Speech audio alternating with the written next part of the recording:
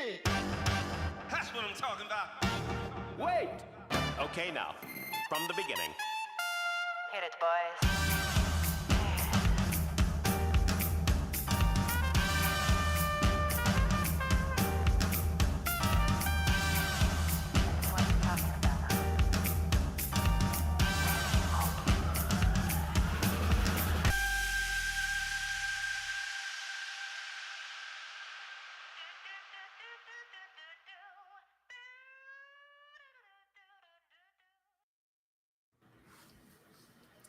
Hey, everybody, welcome into the Arena, a Multiplatform Gaming News Podcast. This is episode 150. I'm your host, X-Bat, along with my co-host, Burley, Burlerman Gaming, and Fubu87. Want to welcome you all in. Episode 150, guys. So, how are you guys doing, Burley? How you doing over there? You look a little red, Burley. Yes. It's not because I've accepted a symbiote. It's nothing to do with that. It's now unfortunately a light burned out where I'm at in my parents. We replaced it with a different light, so it's different wattage, different color. But hey, figured being red just means I'm special. That you are, Burley. That you are. Yes. Fubu, how you doing, man? Yeah, finally the heat is done. Now it's raining and windy, and I'm loving it. But I still want it to be just a little bit cold because in my head, I see the wind and rain and assume cold, but I feel the temperature still very hot and humid, and I'm hating the humidity. Yeah. Out here in Japan, the temperatures are starting to drop. It was weird. It was like the past couple of days, it was like 26 degrees the high, and then the day after that fell down to like 23, and now tonight it's supposed to be, the low is supposed to be 10. So yeah, I mean, so like, yeah, in the West, that would be like in the high 40s, I guess, high 40s, maybe 50 degrees or so. Yeah. So, yeah, I'm loving that, man. I like it. So, yeah, I mean, yeah, October, Shocktober, Brooktober, whatever you want to call it. Yeah. It's like, kicking into full gear now, man. So, yeah, got just another week left, and then we get into November. So, yeah, great show for you. Yeah, go ahead. No, I'm going to have a great Christmas because I'm already picking games for my friends to give me on Christmas time. So nice. I'm just going to hold on to more months, and it's going to be Spider-Man, Final Fantasy, Jedi Survivor. It's going to be everything. Then I'm going to have, and then I'm going to ignore everything to play EAFC.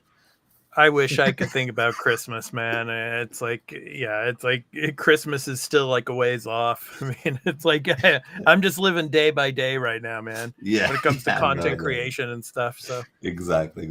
Yeah. So we got a great show for you. Episode 150. We're going to be talking Diablo. We're going to be talking Like a Dragon, Gaiden, Activision Blizzard, and Phil Spencer and his little podcast.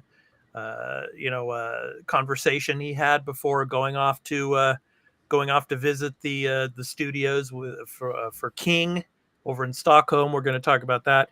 EA Sports, and Fubu's got some things to say about that, I'm sure.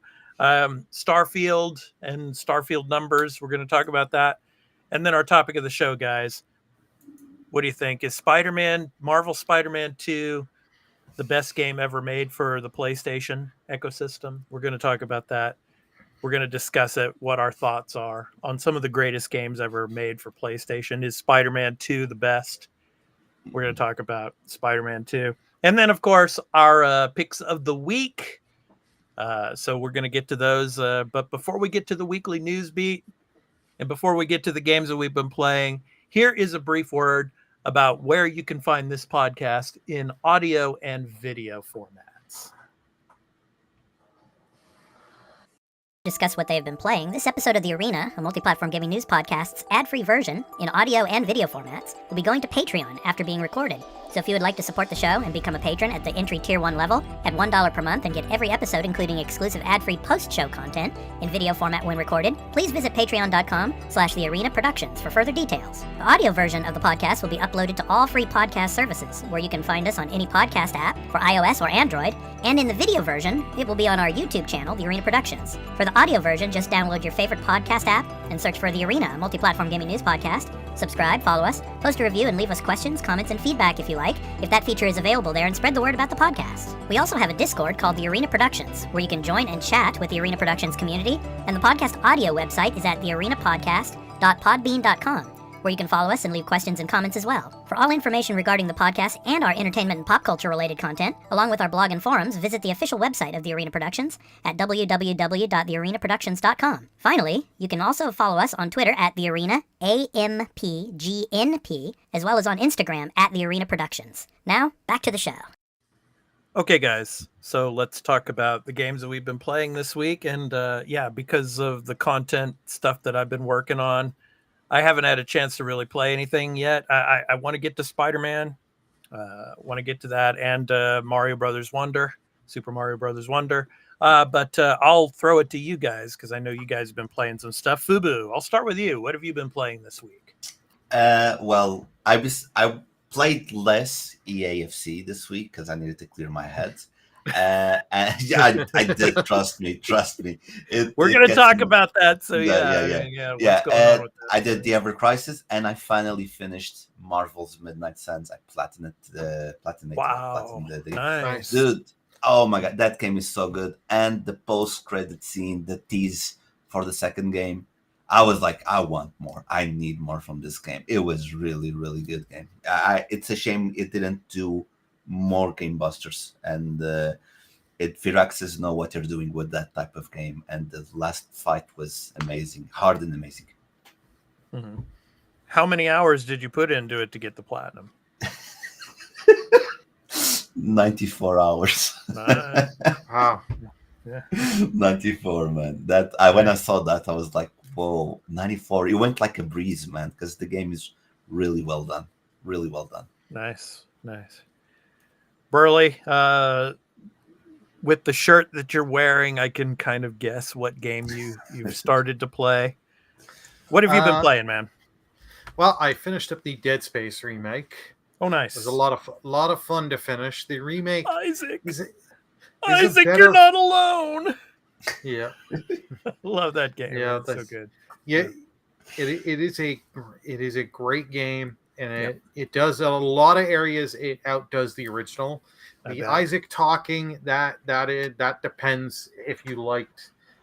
I kind of like it better that he wasn't talking, because I kind of felt it better that way. But I do love that they improved the turret missions and stuff like that. And some of the boss fights they changed.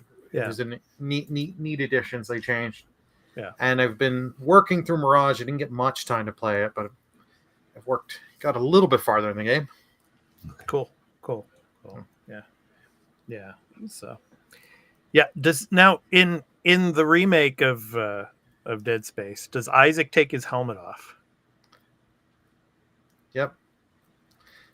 Yep, he takes it off like once or twice. That's all I'll say. Once or twice. Yeah. Okay. Yeah, that's what I'm looking forward to when I play that. Eventually, I played the original like over 5 times. I love that game. So, but it's a great game.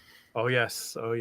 Yeah. So that's what I was expecting with like the Callisto Protocol. I was really, really hoping it would be like Dead Space, but it just that game takes inspiration.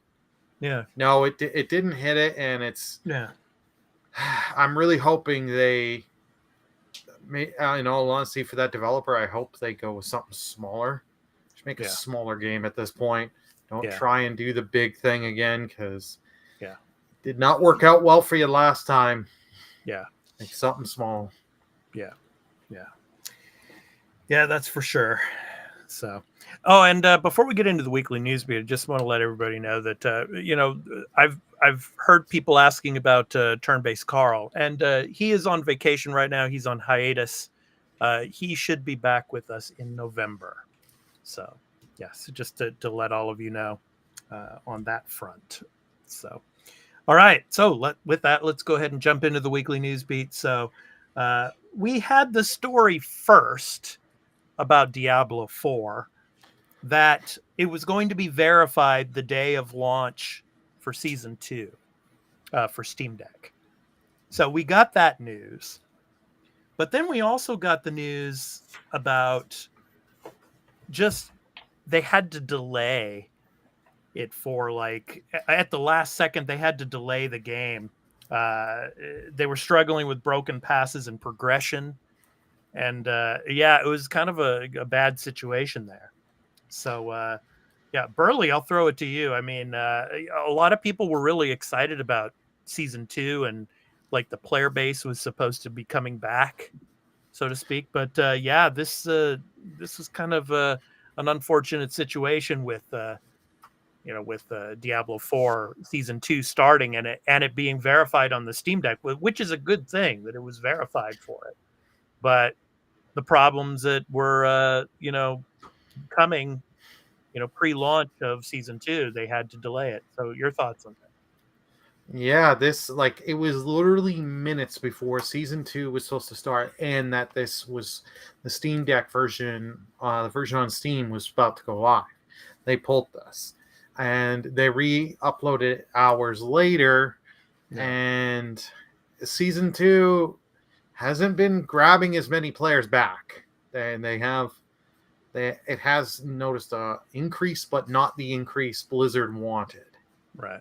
And people are pretty negative. Like on Steam, the reviews have been very mixed last I checked, because they did give it a little bit of a discount for day one for Steam. You got like a 20% discount, which is okay, but like I think if they would have done a bigger discount, would have really sold numbers, especially for people that have it on console and want a PC version that you could either play on Steam Deck if you have that, a gaming desktop, laptop, and all that. Right. Fubu, I think I heard you say something about you wouldn't play Diablo 4 on Steam Deck. Yeah, I wouldn't play that on Steam Deck. I would see Steam Deck as a handheld device. Like I would play offline games. Like when I'm not gonna say on my commute, because my commute I drive my car, so it's not a good idea. Well, when I'm on traffic, maybe I could play some, but it's not a good idea to drive it. No, but my commute. But when I have some, like when I'm on my lunch break, if I go out with my friends, I'd like to game, to show some games. But I wouldn't play something that I need to be focused 100% of the time on the game, because it's a dungeon crawler, and when you play with other people, and I think it's one of the most trudest things is when you're playing an online game with other people, and you make the other people wait, or you just leech out of the other people. They do everything, and you just get the XP at the end.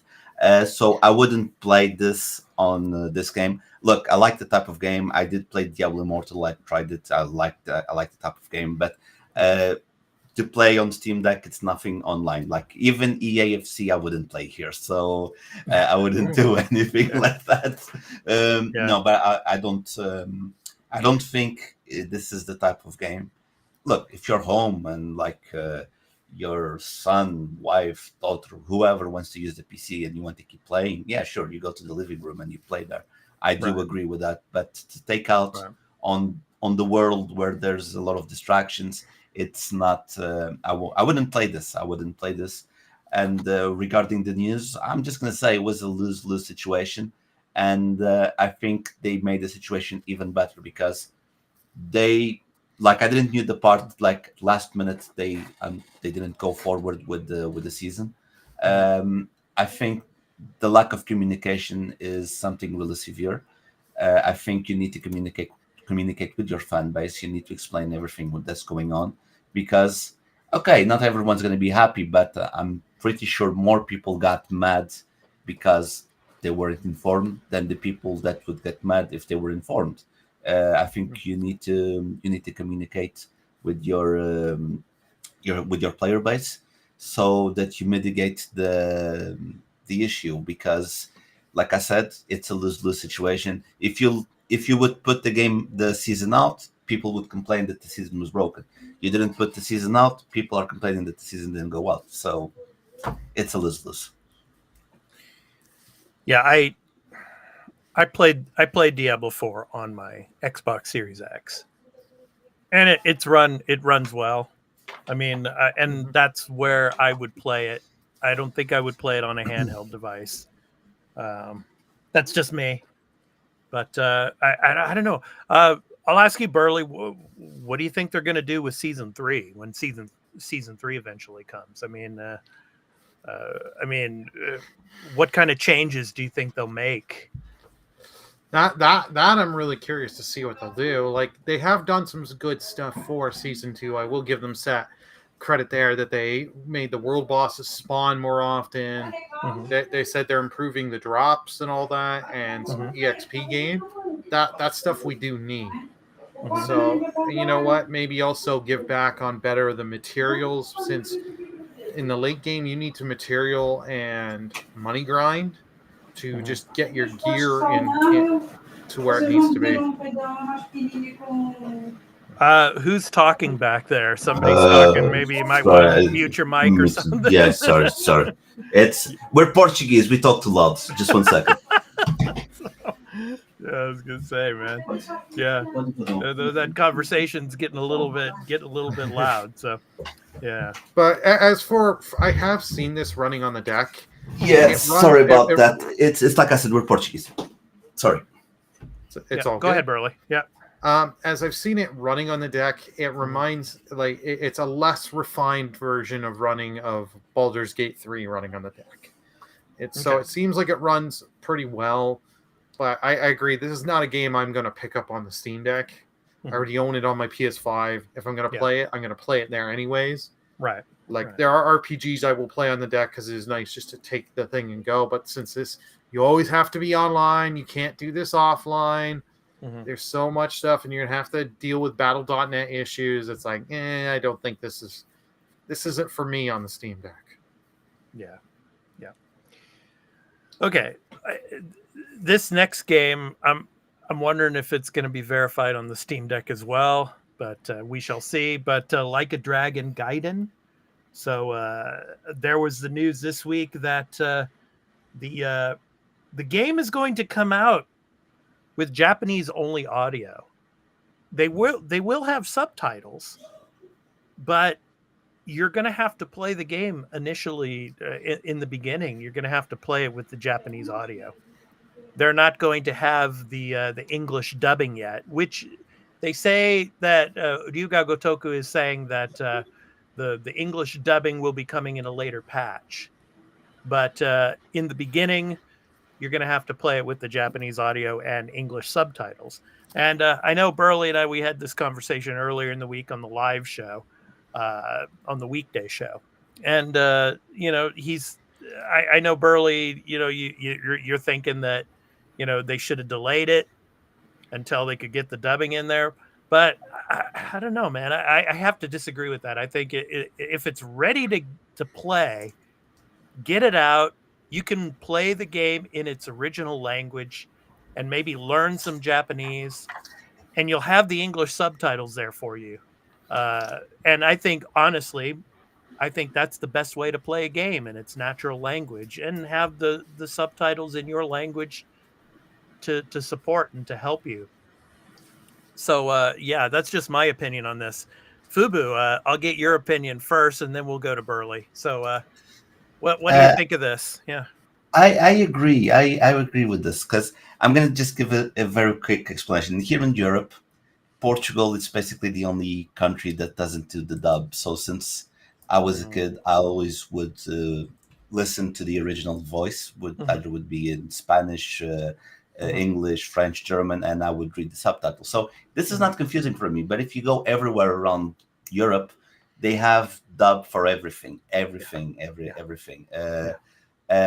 will go to their native language. So for me, it makes total sense, because this is like an anime. When you make, like, this is Japanese culture. This is everything Japanese. So it comes out. It needs to come out with the original voice actors. And then then later you can do a different experience. You can play the game again with in English, so you can you don't have to read. Because I think, don't get me wrong, Burley, I don't want to offend people that don't, but I think people are just too lazy to read. I think people don't want to read. I think it's that. And there are people that are too lazy to read. I agree with you on that. No, but I think people complain about that because they don't want to read. I don't know. That's my opinion on that. But I think it makes sense. A game come like that, and I think because I do enjoy Japanese voice actors. I think they're one of the best in the world. For example, in America, they're catching up because like 20 years ago, the voice acting wasn't as good. Nowadays, voice acting is much better, especially, the animes, video games, all those things. So I really enjoyed the idea of coming in Japanese. You experience 100% how the game developers wanted the game to be, because sometimes there's some translations that you just butcher the translation, and what you meant in Japanese, it's not the same in English. So I think you're going to experience the 100% original. And then if you want to try the game out because there's a good voice actor, then you can play the game in English. But I do think it's a good idea to launch only in Japanese. Yeah, like Fubu, I was telling Burley, before he played Judgment, I was like, try it in Japanese, because the actor who plays Yagami, Takayuki, he's of course voiced by the actual actor Kimura Takuya, and Kimura Takuya out here in Japan, he's really, really famous, and I mean, Burley really liked it, so I mean, I think you should try it first, not just for Gaiden, but for all games. Try to play the game in the original language, if the dubbing is available, and if you don't like playing the game in the original language, then try the dubbing. But anyway, go ahead, Burley, your thoughts. Yeah, no, like I get it from where you're both coming from. My point I'm just going with is because this is a sort of sequel to 7 to set up for 8, and 7 had the English dubbing. Went on launch. You coming to this on launch, people that are preparing for 8, they're going to be like, what? This doesn't have this? Why doesn't this have this? Oh, I got to wait a month or 2 months or whatever. Yeah. Why would I buy the game right now? I'll just wait for the dubbing to come. I'll just wait for the game to be half the price. But then again, Burley, most people aren't even going to know about this. They're going to buy the game, and they're going to think that the dubbing is in there.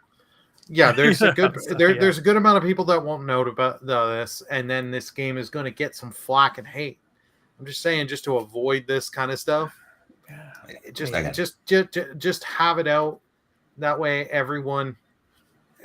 people can play. If you want the original language, the native language, it might get some flack and hate, but then again, it might get some love, because people might want to play it in the original language, because they're either learning Japanese or they're learning another language.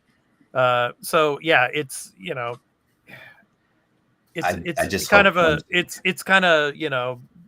a coin toss when it comes to like, you're going to have some people that are not going to like it. You're going to have some people that are, oh man, yeah, I can play this game in Japanese. I don't need the English dubbing. Yeah. Fubu? Yeah, I was going to say, I just hope they don't put the English dub as paid DLC. That's the only thing I don't want to see. Oh, yeah. I don't think that's going to happen. I don't think so. But you never know. Remember what happened with Golem? Remember Golem? Oh, yeah. The Elvish, no, I don't remember Golem, Fubu. I forgot about that game a long time ago. But go ahead. Game of the year. Yeah, game of the year. But yeah, worst they game had of the year, yes. Worst game of the year, exactly. They had the Elvish, which is how the original should be in Elvish, and they were paying for that as it was a DLC, or if you bought the collector's edition, you would get that for free. But but I don't think they're going to do that. It would be really stupid. They would alienate the market, the American market. But I don't know. Some companies are greedy. I've seen weirder things, to be honest. Yeah, I just want to say, when I was growing up, I used to love watching like the Kung Fu theater, like on the weekends. And the funny thing about Kung Fu theater was it would all be dubbed into English, right? And it was like the lips would move and everything, and it was like Johnny said this about so and so, and it's like just me and my friends would just be cracking up at that, So the dubbing and just how how corny it was, but it's. I don't think there's going to be too long of a wait for the patch, honestly. I think it's going to probably be a few weeks, and then they'll have the English dubbing in there. So it's not going to be that long. So anyway, okay. So let's go ahead and move on. So let's talk about Activision Blizzard and Microsoft, because this past week, Phil Spencer had a podcast, the Xbox podcast, and they were talking with Phil. And Phil gave some information regarding the Activision Blizzard deal, the Activision Blizzard games. When is Call of Duty coming to Game Pass? Is it coming to Game Pass next week? Well, it was funny how Phil was saying, well, I wish I had some magic like Christmas gift for everybody, in a sense, that I could say that there were going to be games coming to Game Pass, in the next few weeks, but there aren't. So, he quieted all of the speculation, basically. And the reason for that is because, this Activision Blizzard deal, until like the final hours, wasn't finalized. And so they couldn't Microsoft could not do any work with the Activision Blizzard teams to go through the catalogs and to say, hey, okay, what games are going to be coming to Game Pass and what aren't. So, just imagine, I was telling this to Burley, also on the live show, on the weekday show, that just imagine if Phil and the team at Xbox was like working behind the scenes secretly with Activision Blizzard to get everything ready, knowing that the deal on the CMA was going to finalize it, and then some like leak report comes out with all the other leaks that came out saying Microsoft has been secretly working with Activision Blizzard, and with these games that are going to come to the Game Pass catalog. Oh, that would have just been just terrible. But so they couldn't do that. So he had to wait till the deal was finalized. So he said, basically, since the beginning of this week, since the deal has finalized, they have able to start working on the catalog. So I'm thinking, and I said this to Burley, I'm thinking we're going to start seeing stuff hit Game Pass in January. Because because he said not 2023, it's going to be 2024. So I'm thinking around New Year's, it'll be a New Year's gift. It won't be a Christmas gift. It'll be a New Year's gift to everybody. So probably the first week of January, we're going to see like the first wave of Game Pass games for January. We're probably going to get some stuff. So we got that news. So, and then the next news that we got was, of course, Phil, in the same interview, he was talking about Activision Blizzard games revisiting the old games with the respect they deserve. And what was cool about this was him talking about, we don't want to just put out games for like an ad campaign or for the marketing push and like, oh, hey, we're bringing this out. We want to give it the respect it deserves and bring it back, and respect those games as we bring them out, and and show the love that these games deserve. And I really liked how he talked about that. And Burley and I were talking about Guitar Hero and some of these other games, classic games, and we'll probably be seeing those. Not this year, but probably next year and beyond. So anyway, Burley, I'll start with you. What did you think of Phil Spencer's interview and the Activision Blizzard games not coming to Game Pass until at least next year, as well as these old games, basically deserving the respect. What do you think of that? I think the interview was a very good interview. I also do like that he's like, yeah, we don't want to just throw stuff out there because we want to give it respect and maybe revitalize some of these franchises and IPs that have been dormant for a while. Like it's nice to hear that because they do have a giant library between Activision and Blizzard that they're gaining just alone there. Like I know there's a bunch with King with the mobile market, but just those two alone, Activision alone, it's going to take a while it's going to take them a long time to sift through everything and then try and get there. I'll be like, okay, what rights of this do you have? What rights do we still have to get for some of these games? If there's anything, and do all this. So like trying to get this stuff on Game Pass, it's going to take them a while. They're going to invest a lot of time and effort into it, but it makes sense that, this is in this is 2024, they're saying. Makes sense. Plus, you got to get the whole board and all that for Activision Blizzard, get them on board with everything, and like they've got to get changing minds there and stuff. It's a whole lot of work. And he even mentioned Skylanders too. So I mean that's another one, So King's Quest, Zork, all those games, man. So good stuff. Fubu, your thoughts on the Phil Spencer interview?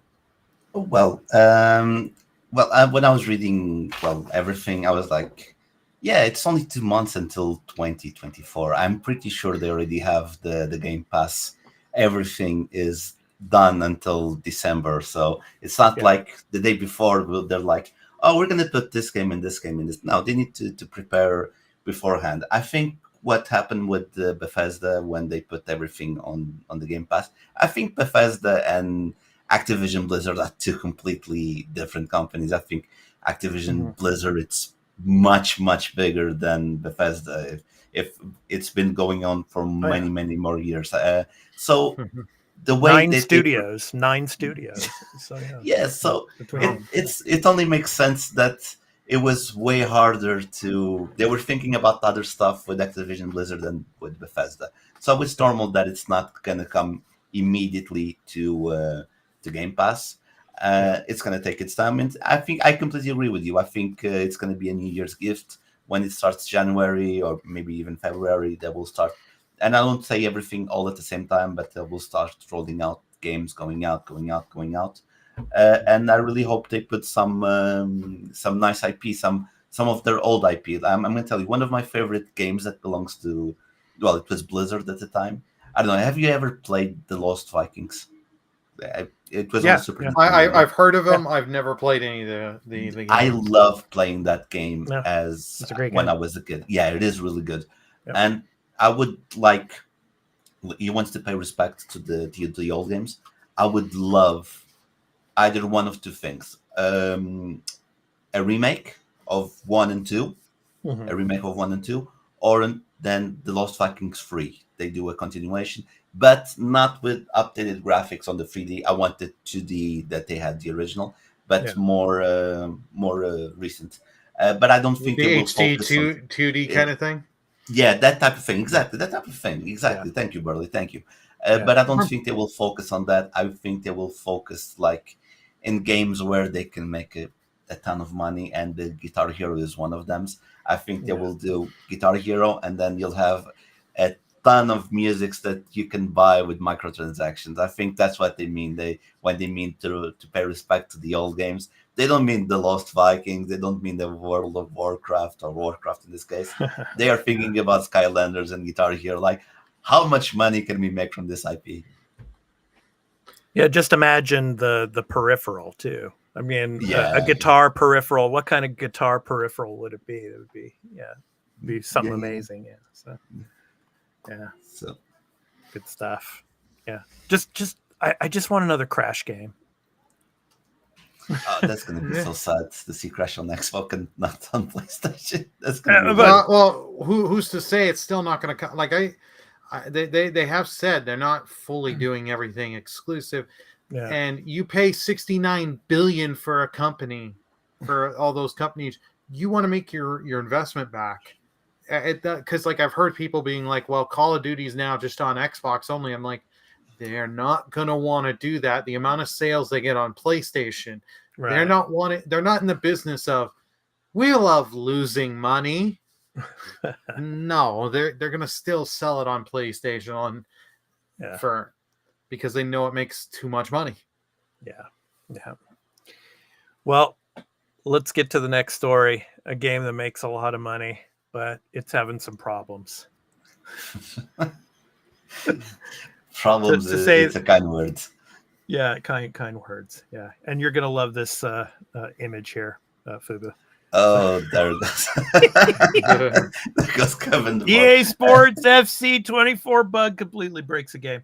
So this is from IGN. I'm going to read a little bit of it for you. So there was an update, and I'll get to that update in a minute. But EA's FIFA series has over the years suffered from the odd bug.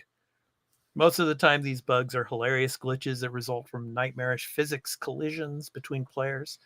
But the latest, currently spreading throughout FC 24, is perhaps the worst yet. The bug sees a player perform a skill move to fully attach the ball to the back of their leg, leaving them free to run straight into the goal. There is nothing the opponent can do to prevent this. Really. It's hard to trace the origin of the bug, but it's prevalent enough to be affecting competitive multiplayer. Players of Ultimate Team's Division Rivals mode, results in which affect player ranking and rewards, have taken to social media to show their frustrations. But there was an update. So in an attempt to address the glitch, EA has temporarily removed the Trickster Plus playstyle from Ultimate Team players' items.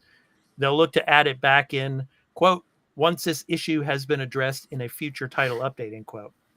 They said, they said this also on Twitter, X, but yeah, we still call it Twitter. Yeah. Fubu, your thoughts? This is the worst thing that you can do as a company, because first of all, we are using the same game engine for over 12 years, I think, or even more. So if it was a new game engine, we'd be like, okay, it's a new game engine, we'll give them a break. But no, they're using the same game engine for 12 years because they don't want to invest in new gameplay and new everything. I paid premium. I'm telling you, I bought the Ultimate Edition. I paid like 100 euros to get the game earlier.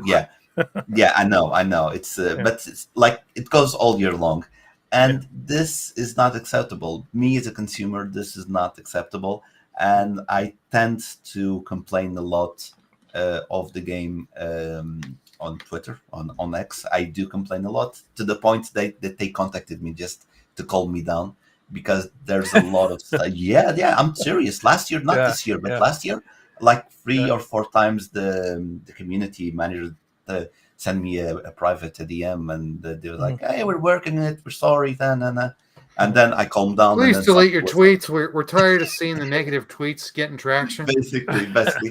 And yeah, what's happening? I was lucky this weekend league not to get any of those opponents. I had the player that I could do that trick, but I decided not to do that trick because I abuse the game. There's some mechanics that you can abuse, but that's plain cheating. Like doing that trick, it's plain cheating. I was lucky enough not to get one of those. I know that EA are considering banning people that are using that, especially in the competitive on Foot Champs and in Rivals. They will want to ban people. Like it's a fun trick. You can laugh around, but just do it offline, like when you're doing squad battles, which is the offline game mode. Yeah, there you can do that, no problem. But when you are playing against other people, you have to respect your opponent. It's not only about winning. But yeah, I'm happy that they are fixing that situation. But I don't admit that the situation happened at all, because again, a lot of people are paying premium. We are using this this engine for many years. As you can see on the news, it's already a broken engine. We need to update for a new engine, but of course, EA being an EA, they just want the money, and the money from the microtransactions. They don't want to fix the game, because that was one of the points that people were happy that it stopped being FIFA to be EAFC, and everyone was expecting, okay, it's a new title. we are expecting a new engine, but no, we keep the same engine. I feel like I'm playing FIFA 23, but I just got some new cosmetics and stuff like that, and an update. For many years that I think that this game should stop going out as a physical release, and it just should do a season update. Like you pay 40 euros and you get a season update. The rosters change, they introduce new mechanics, stuff like that.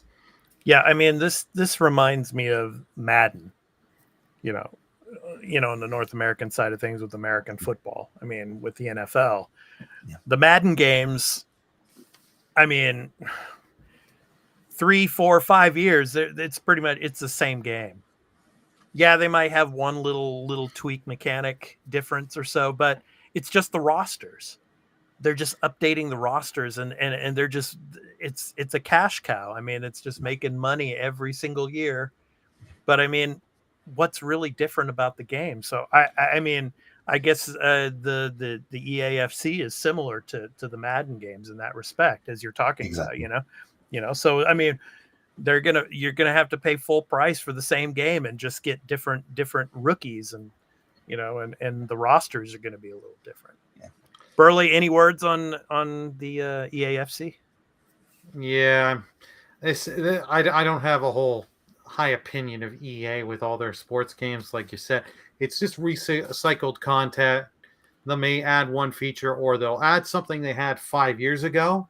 Yeah, add it in, and then the next game will take that out, but bring back something they had 3 years ago and bring that in. Like, it's recycled content with all these sports games. Really, if you want this to stop, seriously, stop buying these games when they come out. Yeah, that's true. No, Burley, it's this. Challenge everything. I miss that EA. That EA actually put out good stuff. I do have old EA. I have old EA sports games. Hell, I've got like NHL '94 over here. Oh, that was a great one. Oh man, that was a great hockey game. I love that game. When they actually put effort into these games. Yeah. Like the early 2000s sports games, because I had some for like the PS2, and they actually put effort and did it. Like nowadays, it's just like, they're like they're paying homage. And they're like, look, we're going back to the old Genesis days with 2-button controls. Yeah, because it's like, no, you're doing this as a gimmick to resell people. I love those hockey games from like the early 90s, getting into the fights and stuff. It's like, those are great. Oh, those sports great, games back then they're timeless. Yes. The new ones, all it is that they'll make it somewhat it's a sim. Look a little. It's a sim. It's a sim, and they just, some of them every couple of years they pretty it up a little. Yeah. But like on a lot of them, I think it was like Madden. You couldn't tell the difference between Madden 2022 and Madden 2021, other than the logo.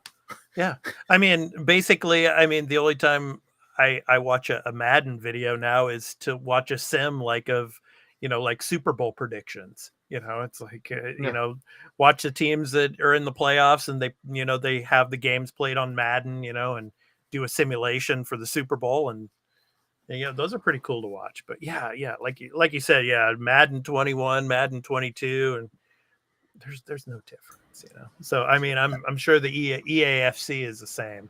Yeah, exactly. It's like I said, I feel like I'm playing FIFA 23. You use basically the same mechanics. They implemented one, or there's like a new type of dribbling that people have been using this FIFA, me inclusive. But that's a game mechanic. It's not something abusive. But every year it's the same. It's that quote from Far Cry 3, the definition of insanity: do the same thing over and over again. So we're all insane for playing FIFA or EAFC. So yeah, that's for sure. All right, well, let's jump to a game that has boosted sales in the United States. So, and a lot of people are still playing this game. I'm still playing it in new game plus mode. Starfield, yes. Starfield helps boost U.S. games revenue 10% in September. And I'll show you the U.S. monthly charts as well. I'll read those for you. So let me go ahead and get you the link to that. So it's from gamesindustry.biz. So I will go ahead and read a little bit of this for you. So Starfield debuted at number 1 in Circana's U.S. charts for September, instantly becoming the 7th best-selling game of 2023 year to date.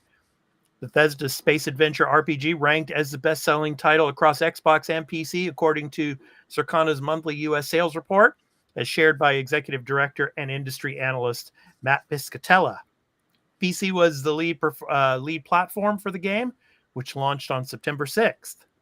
It's worth noting that Starfield's success, as reported here, doesn't include its performance on Game Pass.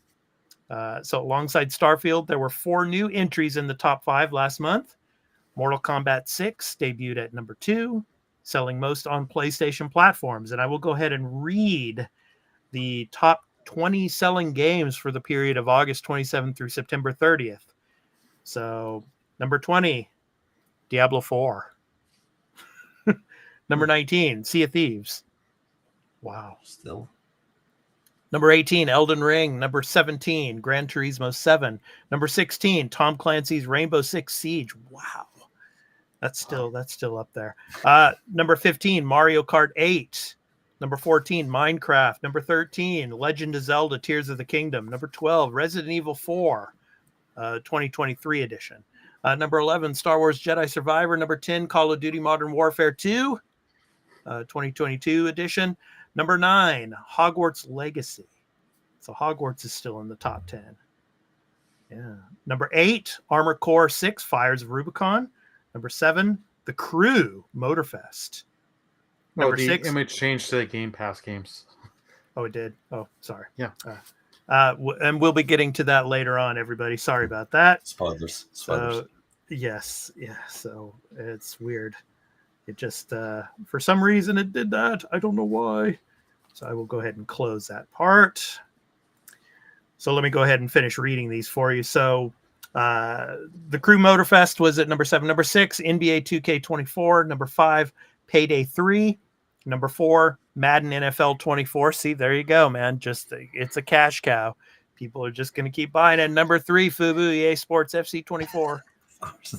Number 2, Mortal Kombat 1. And number 1, Starfield.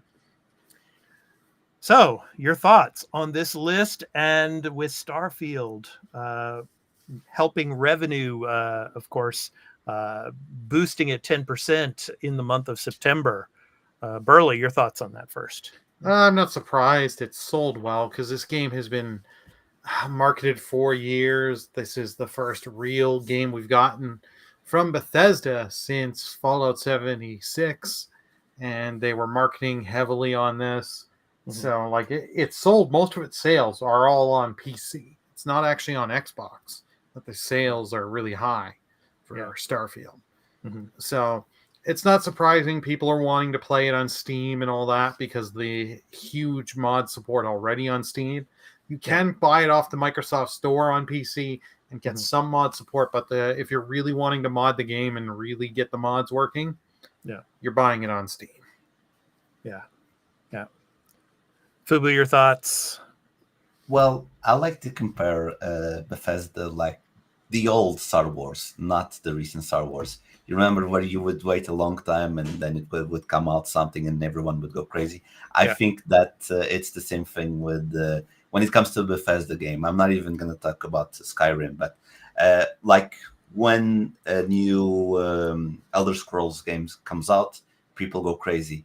When it's a new Fallout game, people go crazy. And it's a new Starfield. It's a Skyrim on space, like they used to say. But there's the power of Bethesda behind it. And then behind Bethesda is the power of Microsoft. So it becomes very, very, very appealing for people to want to try it out. And if I had an Xbox, that would be one of the games that I would play because I love playing Skyrim. I love playing Fallout. I would try this game definitely. And it's completely normal that it helps because the marketing behind the game was really well done. I saw some really, really crazy things. Then when the game came out, because this value is not first day. And remember, you had that you could play before the game released. And there was a lot of content creators that did videos with the game. So the marketing behind the game really helped to show these numbers. So I completely understand. And I'll be honest, it's completely deserved because it's one hell of a game. I really enjoy looking at stuff on TikTok or on YouTube. When people talk about it, I love watching because it is a massive game. It's really good. And it really deserves the 10% helping the gaming revenue because it's a monster game. It's a monster game. Oh, it is. And it's just beginning. I mean, with all of the, the additional content that's going to be coming for it, DLC, or, it's going to be amazing. And the updates. I mean, there's so many planets, and what they're going to do is probably they're going to put like side quest missions in a lot of these, systems and planets that we don't have yet. Yeah. So faction missions and things like that. So, I mean, I'm really looking forward to that. And New Game Plus, and I've said this many times already. This is like the first time Bethesda's really got into New Game Plus, and boy, oh boy, man, it is amazing. And I'm playing in New Game Plus, and it's an entirely different game, man. Once you get into New Game Plus, so I mean, if you haven't finished the game, and you're thinking of putting it down to play Spider-Man or whatever, play Spider-Man, but continue playing Starfield on the side, man, because I'm telling you, once you get to the end of the story and you get into New Game Plus, you're going to be like, wow, I just want to keep playing this game. So yeah, it's amazing. Yeah. I have heard a lot of people hyping up the New Game Plus. I've heard not it's only great. You guys, but I've seen other videos, other content creators that I like to follow regarding with games, and they all hype up the New Game Plus. I haven't it's not like I'm going to play because I'm not going to buy an Xbox, but I haven't searched, but it got me really curious to see what the Game Plus is. I just never looked into it, but a lot of people are saying amazing stuff. Just play it on PC. Play it on PC, Fuba. Yeah. I don't know if my PC can handle.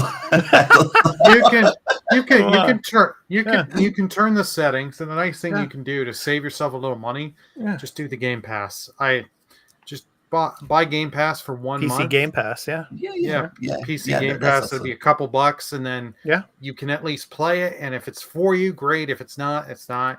And you don't feel the burden because I know someone that I saw some posts online of a guy that bought the Watch edition of the game, and that's like $300 something. And let's just say they're like, the Watch was cool, but the game was not for me. They said, wow. Like, ooh. Wow. You imagine dropping that kind of money and being like, Ooh. Wow. I'm sure that helped the sales numbers. All those Watch editions. Yeah. I hope it's a good quality watch. It's not like when they did that. I think it was the Fallout with the bag. It was a very bad bag. I've heard conflicting stories about the watch. People are saying day one great, and then saying that thing is not durable at all. Yeah. So it's like, well. Anyway, from watches to web slinging, let's get into the topic of the show, guys.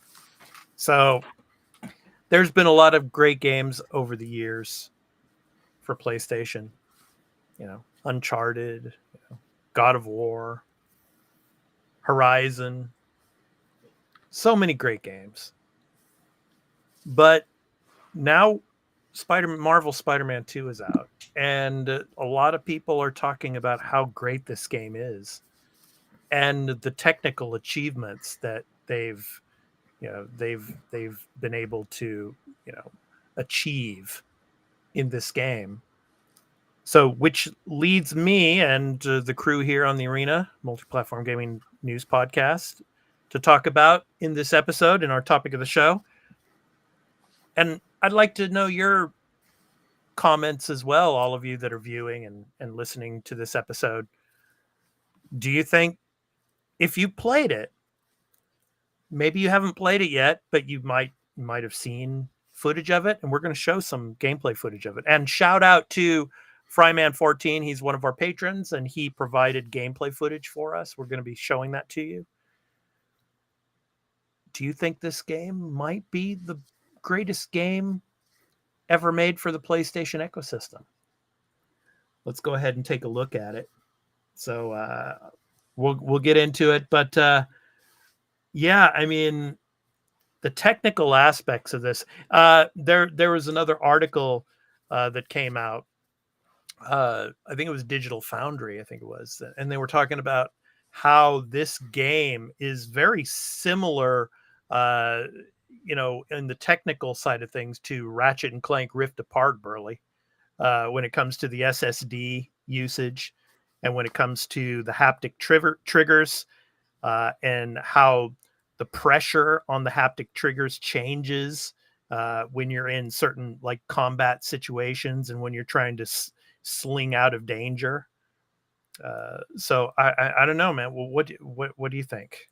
I'll start with you, Burley. Go ahead. Yeah, no, Insomniac has done it again. Insomniac is showing what this hardware can do.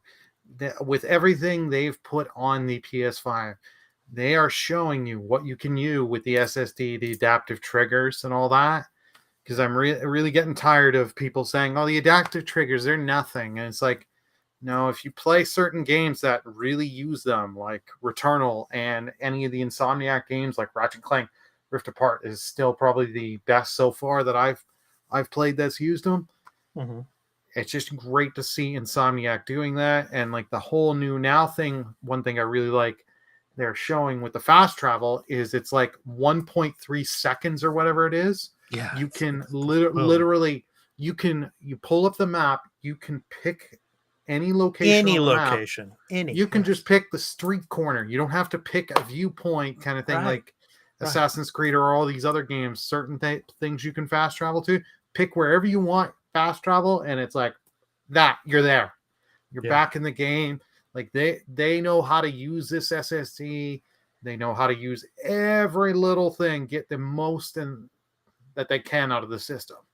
Yeah, and being able to switch just simultaneously between Miles and Peter, and Spider-Man. I mean, just amazing. Yeah.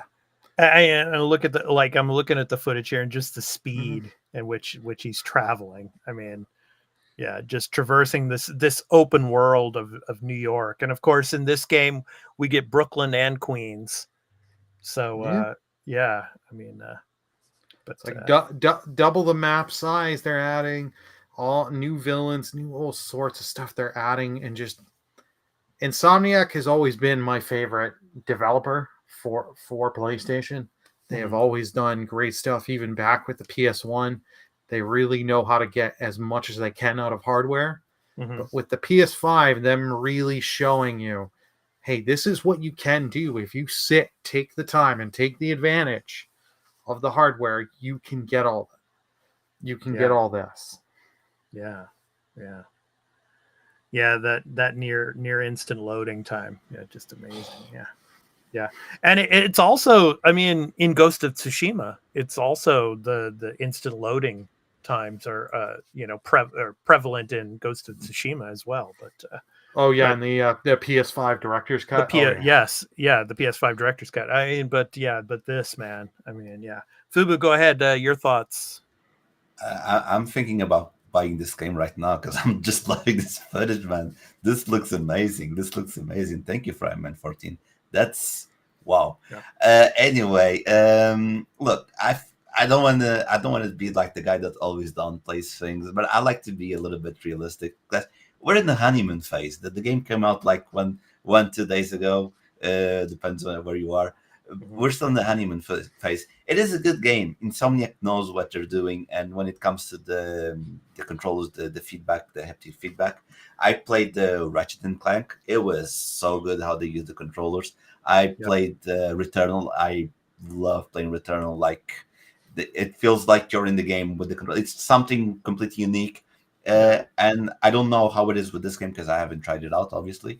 But considering Insomniac is one of those companies that I know like 100% certainty that they will put something good out. It's not like a Ubisoft or an EA because you don't know what's going to happen with the game. The game's going to come out with bugs. Even like we were talking about Starfield, they didn't come out with that many bugs, which was really surprising.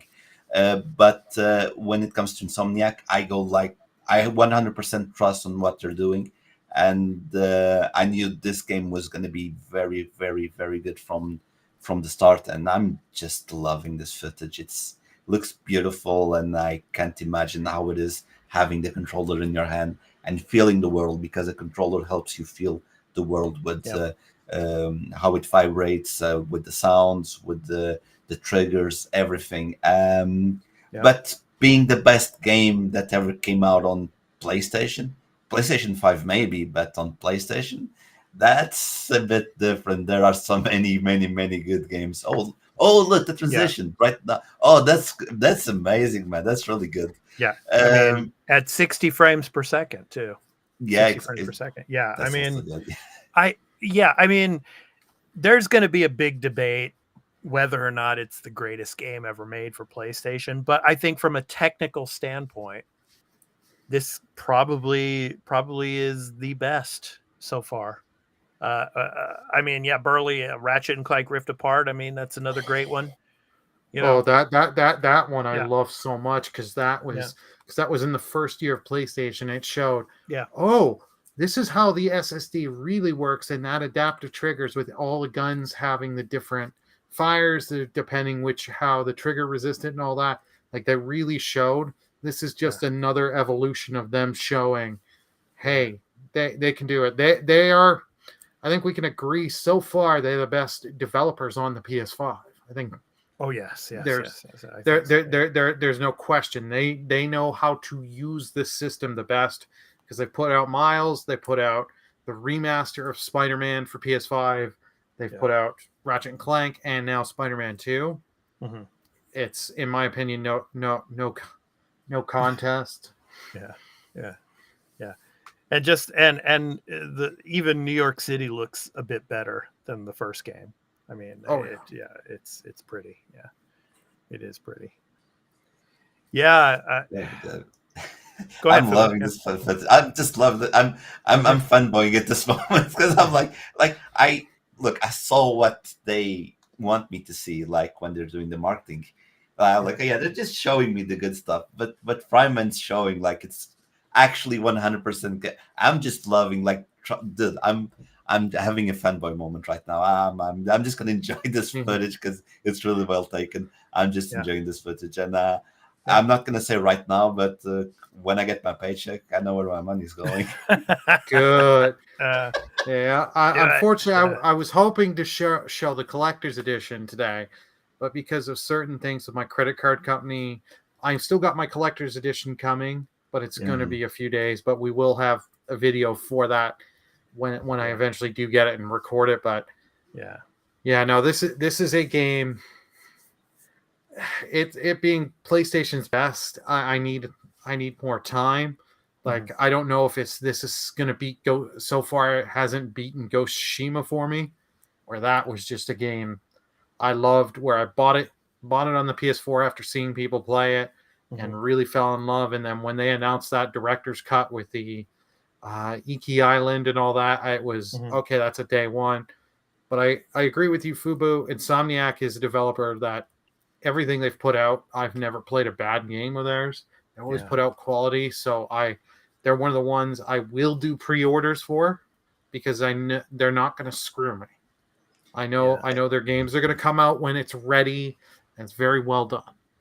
And what a lot of people are saying too is the story also is really, really good, and that's something not to put on the back burner, and I mean, the story from, like, a lot of people, they say it's excellent. So it's so good. More cases there. Yep. And good old JJ, you got JJ, his little podcast stuff. I love those. J. Jonah those. Jameson's. I've always loved the character in general, but like his little moments in the first game doing that. Just that. And I love these whole things just set up so you can the fly slingshot. around. The slingshot. Web slingshot. It's so good. Okay. Yeah, nice stuff, man. Nice stuff. Yeah. And I can't wait to see what else like in the map, because in the first game you had Avengers Tower, and you had the Sanctum Sanctorum. So what other little neat little Easter eggs can we find? Yeah. In this world now that we have new areas to explore. Mm-hmm. Yeah, just floating, just swinging around the city, man. Good stuff. I'm gonna, because one of the reasons my girlfriend, she's a huge Spider-Man fan, so I think it's something for me and her to do together as a couple. Like she's gonna do all the traveling, and I'll watch her do the traveling. When it's time for fighting, like, honey, take care of them, please, and I'll just take the rest. Yeah. And for people who have never been to New York City, I mean, this would be like a perfect kind of like a tour guide type of, experience for them to be able to see all the spots in New York. It's I'm just going to cite just a little bit, but that happens a lot with one of my best friends. She went to Florence and then Rome, and she was sending me pictures, and she was like, I was here with Ezio, and like everything she did on Assassin's Creed 2 and Brotherhood, she was saying, I was here with Ezio. I climbed this with Ezio, and I think it's going to be the same effect. Like people will go to New York, like, oh, I swinged here with Spider-Man, or I kicked some people here with Spider-Man. So I think it's going to have that effect, because it looks like a really I'm forgetting the name in English, but it's a 100% accurate description of the city.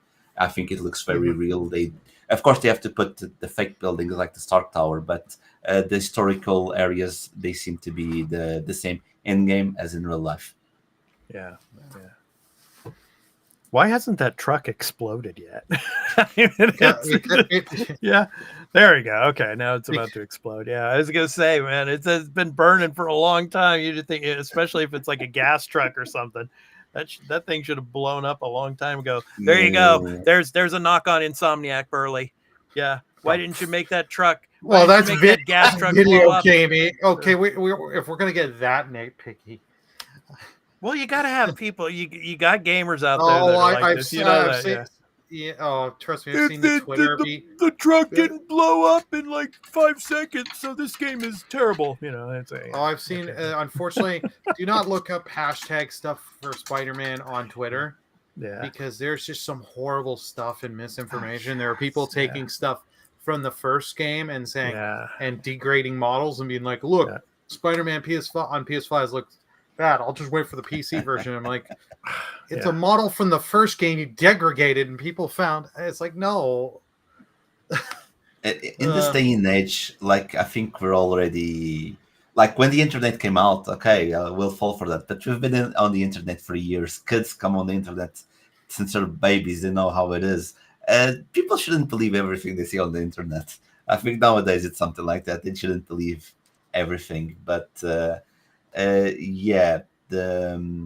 there's always people trying, bots or whoever, people that like chaos, just go on the internet and just start bad mouthing to start a fight or whatever. So I don't believe everything. Like it's like I was saying when I did my previous intervention, I saw what they wanted me to see, and I was like, yeah, that looks nice. But now I'm looking at something that a fellow gamer is providing us, and I'm just amazed. Like, this is my genuine reaction to the game. Like, if you watch back to this episode, you'll see my face, and I'm like, at one point when it was flying, my head was tilting because I was flying with it. And I'm just I'm gonna shut up because I don't have any more words about this game. It's just wow. It's a great game. Looking forward to playing more of it. So, all right. So that was our topic of the show, talking about Spider-Man 2. Is it the best game ever made for the PlayStation ecosystem? Let us know in the comments. What do you think? I mean, technically, is it the best game that's ever been made? So let us know. Yeah, I'd really like to hear from you in the comments. So, all right, it's time to move on to our new game releases. New game releases for the week of October 23rd through the 29th. 23rd through the 29th. So you can go to releases.com and check out all the games that are releasing in October and beyond. So please go and check out releases.com. So first up, Fubu, you are up first. What game do you have for us? What is your pick of the week? I have more than one game. I have several games. I have the Metal Gear Solid Master Collection, Volume 1. Players will have the chance to relive the first 3 entries into the Metal Gear Solid franchise through Metal Gear Solid Master Collection Volume 1. Infiltrate enemy fortress all over the globe, stealthily complete your missions, and experience the thrilling cinematic story of the Metal Gear series. The Volume 1 collection contains the beginning of the Metal Gear series in one complete package, including Metal Gear 2 Solid. They didn't put any commas here, but Metal Gear 2 Solid Snake, Metal Gear Solid 2 Sons of Liberty, and Metal Gear Solid 3 Snake Eater. So as you can see, it's not just one game, it's a collection of them.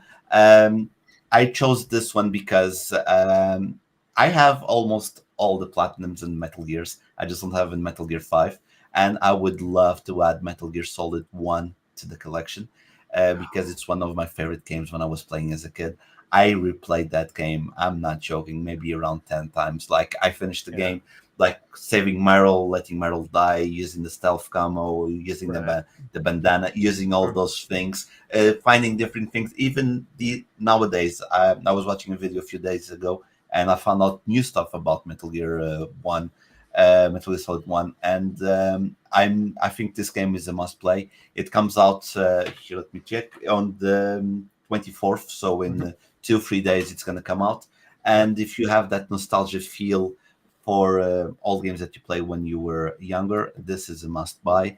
It's just a shame that it's not capped with more frames per second. It's going to be only 30 frames per second when the original one on the PlayStation 1 was on 60.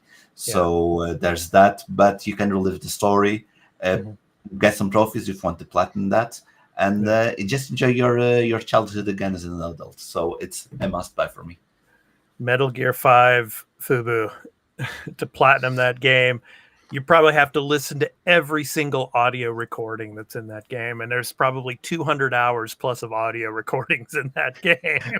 I mean, it's there's a lot. It's massive. So I'll tell you now, when the game came out, I didn't platinum the game at the time that it came out because I was finishing my studies. I was really focused on my studies. I had the more social life at the time. I couldn't focus that much on video games, and then when it was time to come back, I was like, I got other games to play. I already finished, but I never checked the roadmap to finish Metal Gear Solid 5. But I don't know, maybe one day. Cool.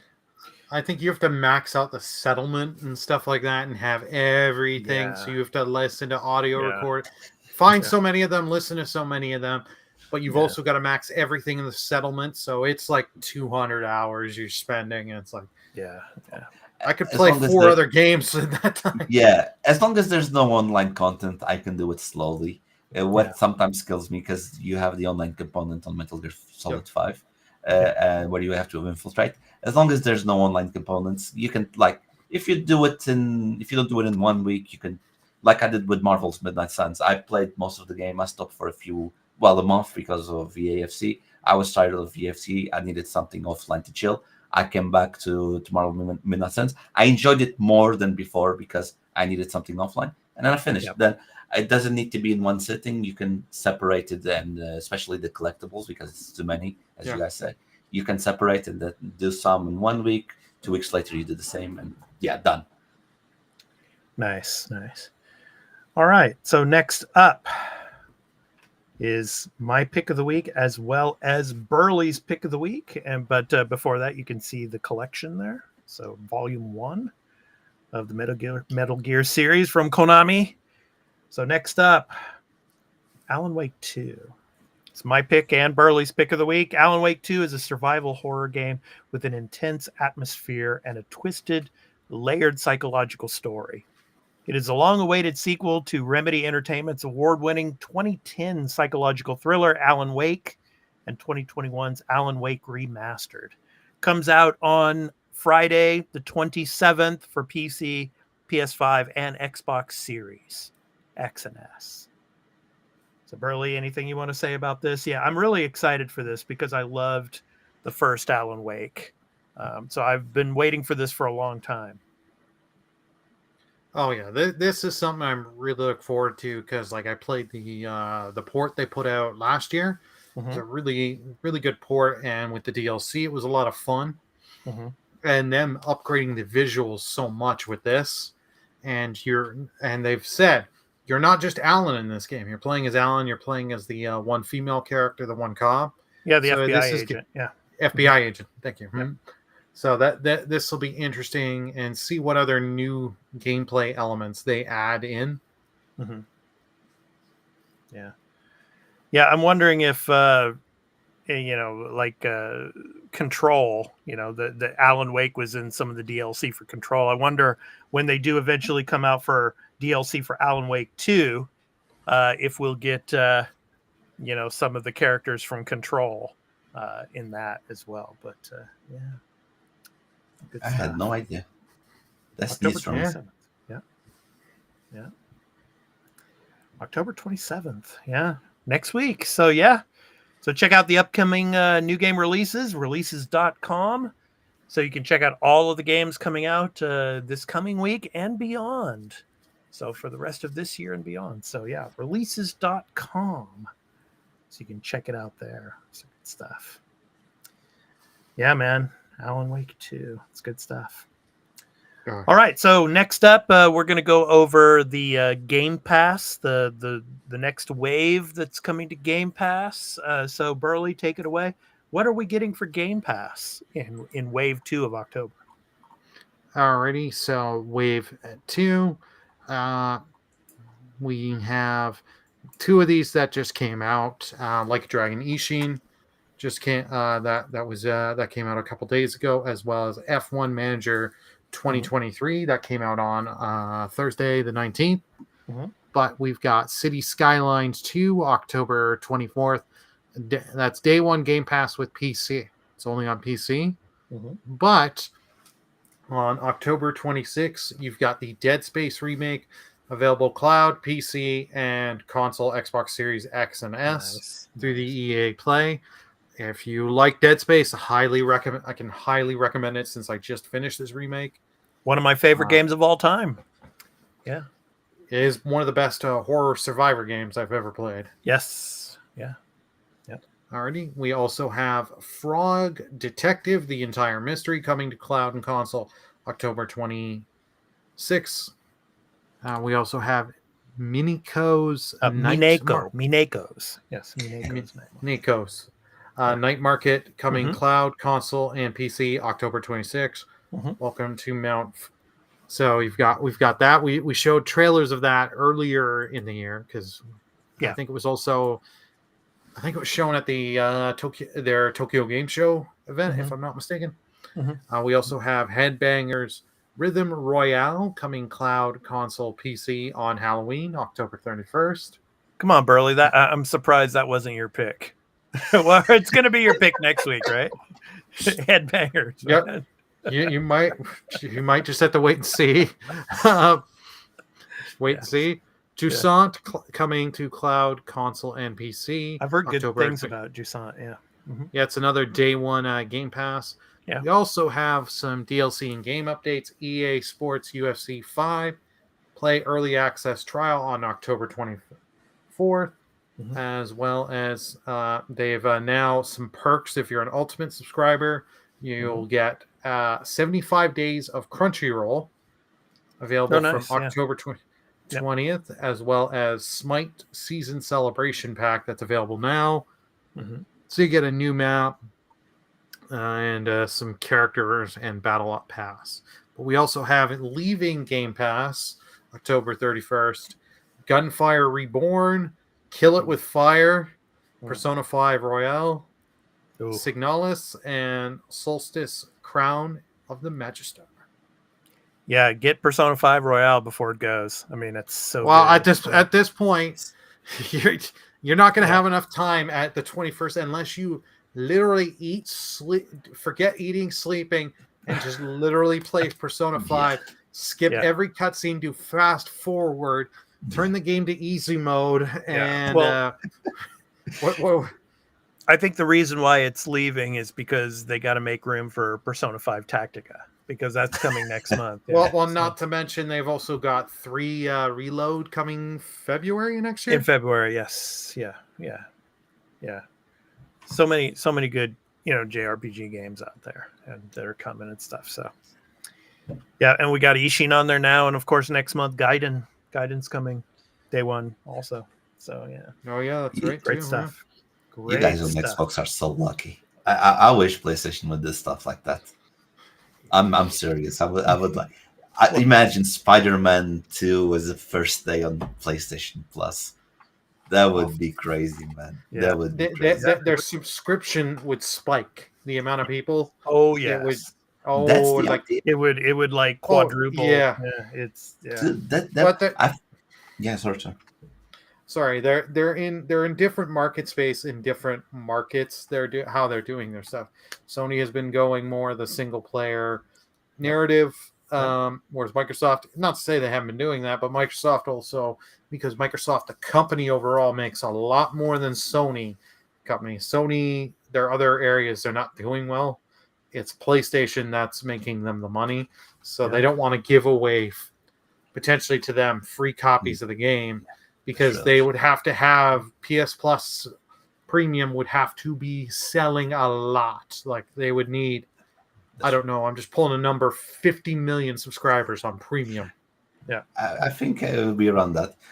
But now that we're talking about this, I remember something. You remember last week when we had Genki here? Great episode if you guys want to watch with Genki here. And I was saying that that cloud streaming service they're releasing on the PlayStation Plus, they needed to release with more recent games. I was watching Genki on Twitter, and he posted something, and it's already working on Japan, and it seems that Final Fantasy 16 is indeed in the cloud streaming. I don't know, Expat, you're there. I don't know if you can confirm that.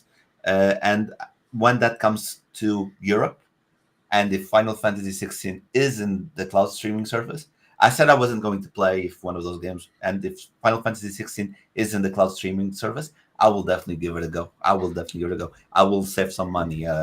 It's going to be a different Christmas gift my friends will give me. So, I would just say look at the PlayStation blog. It'll show you the list of all the games that are coming to the cloud streaming. Okay. But I think it is coming. But don't quote me on that. Check out the blog. Yeah. I think for 16, the only way it works is if you have a digital copy of the game. Yeah, you have to own 16 for it to do it, because they're not going to give you, especially with how recent that is. They're doing some of the other titles like I think Rift Apart was one of them. Not Assassin's Creed, Horizon Forbidden West. Was one of them. Yeah. No, all right. I was expecting. Yep. All right, so it's time for our programming notes. So obviously, the Arena Productions here on YouTube, and of course, we are also streaming live on the Arena Productions Twitch channel, as well as my streaming channel expat_1 on Twitch. But here on our hub, the Arena Productions YouTube, we also do entertainment and pop culture related content. And this week, I put up our latest Star Trek Lower Decks episode. Season 4, Episode 8, Caves. So being stuck together can lead to surprising conversations.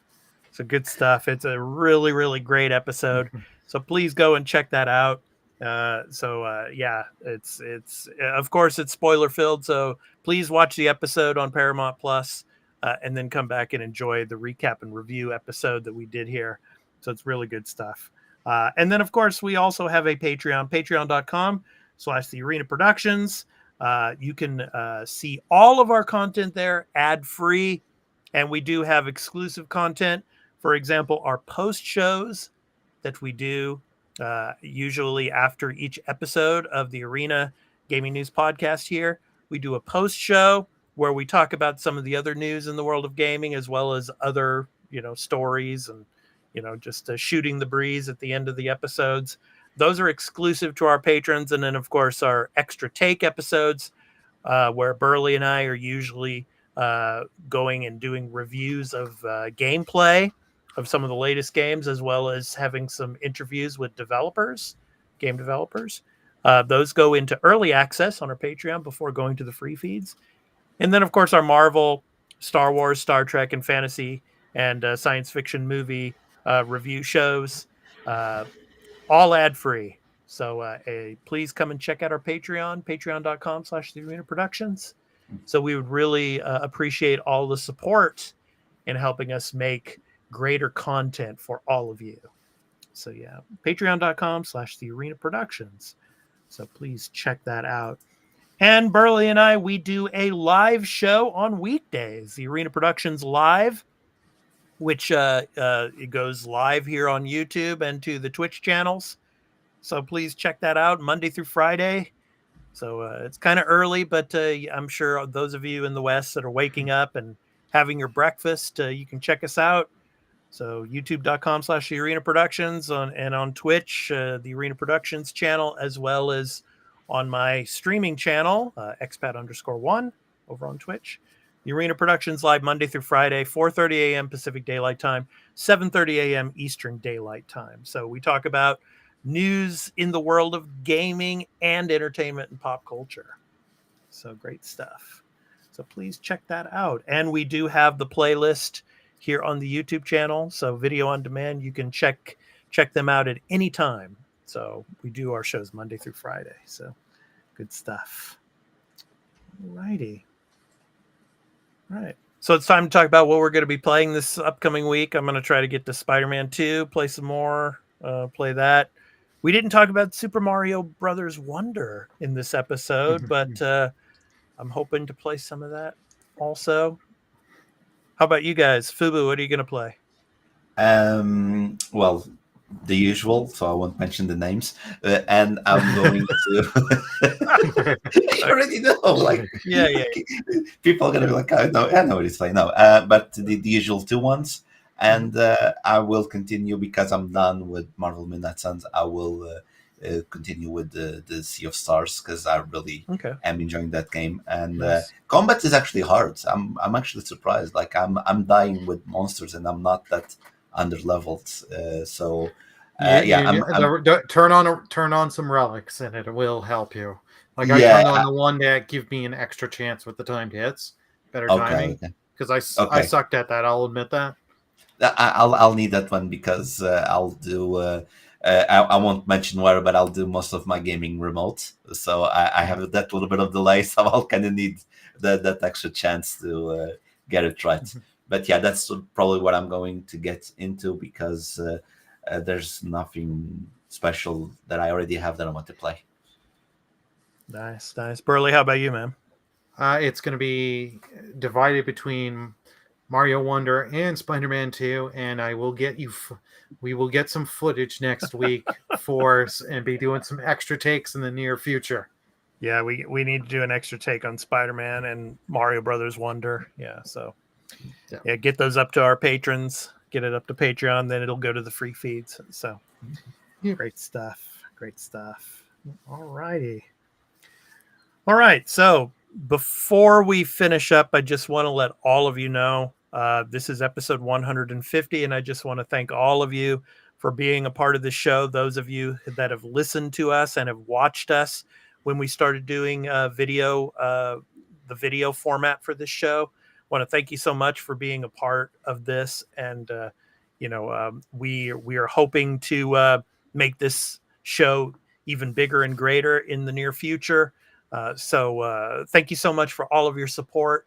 And here's to another 150 episodes. And I want to thank Turn-Based Carl. He's not with us, but I want to thank him. Burley, I want to thank you. Fubu, I want to thank you. And all the guests that we've had on our show. So thank you so much. And I really appreciate it. I put a lot of work into this show and producing it and getting it up for all of you. And thanks to Carl and Burley and Fubu and those that have been on our show that have helped me. So thank you so much for all of your support. I really appreciate it. And we're looking forward to, the next 150 and beyond. So anyway, so it's time to finish the episode. So at the end of each episode, we do an indie recording artist spotlight.